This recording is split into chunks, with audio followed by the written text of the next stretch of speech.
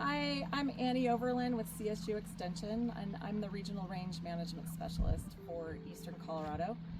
Right now we are looking at we're dealing with the flood damage from the Aspen Acres Fire, and we're very much in the triage phase.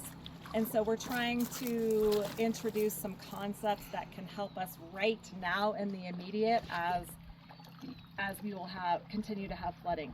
So right now I am standing in front of what's called a gabion wall, and on the creek that we are on, you can see right now it's running at, I don't know, maybe 10 CFS, 10 to 20 CFS. This particular creek ran well over 1,000 CFS last week, and we would expect to see that again. And you can see the flood debris of how high it was on this side, so well above the bank. And outside of the 100-year floodplain, so it's the highest it's ever been, and then well into that field across the road. So the technique that was used here was to install a gabion wall, and this gabion wall, what it does is it deflects the brunt force of the wall of water. So it's not going to stop everything, but it's going to stop that blow. And so what happens here where there are multiple cages, and all of those cages are wired together with a big cable, and then they're tied into posts that were pounded into the ground, big posts, telephone poles. They were filled with rock from the creek, just what we had here, with the use of volunteers, a skid steer, mini excavator, and we put some rock down here. I don't really expect that these probably won't stay here. I would imagine that they will go downstream. It would be a lot better if we could put some woven wire in front of it. I would expect this to erode right here because this is just all fine material, and fine material will start to erode.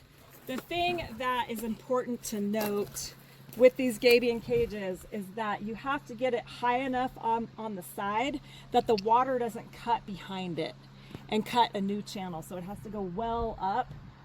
You can see flood debris up there. It'd be great to put another gabion cage up on the bank. Other things that are really, really important in stabilizing this system, we did a bunch of willow cuttings from a previous flood, and we did willow stakings all the way down, and it really is, the willow has been unbelievable at stabilizing this system. Cottonwood is not native to this system, and so cottonwood, although a beautiful tree, cottonwoods break and then they get stuck in, for example, our bridge, which is downstream. And what happens when bridges are undersized is flood debris gets stuck in those undersized bridges, and then the water backs up. So what do we do when the water backs up? Then we go to sandbagging, and we'll go up the hill and see some sandbagging. So this is a really great temporary fix, possibly permanent fix, to this driveway. It's a low water crossing. This creek is going to flood for several years after this, and to build a bridge would be really expensive, and it's likely that it would fail. So this low water crossing is a heck of a lot easier to maintain than a bridge. So a mitigation technique for protecting buildings is, and if you don't have a lot of heavy equipment, is to sandbag. So this wall was put in with volunteer help. One thing that we should have done, and probably will do, is put plywood on the other side, in between the actual structure itself and the sandbags. But you want to go obviously to the high water line, and you can kind of see the high water line on this side of the barn is about 1, 2, 3, 4, 5, 6 sandbags up. What else do I say about these? Yeah, I don't know. We interlaid them, so two go this way, and then they oppose. So This is a technique for basically keeping sediment out of your structure.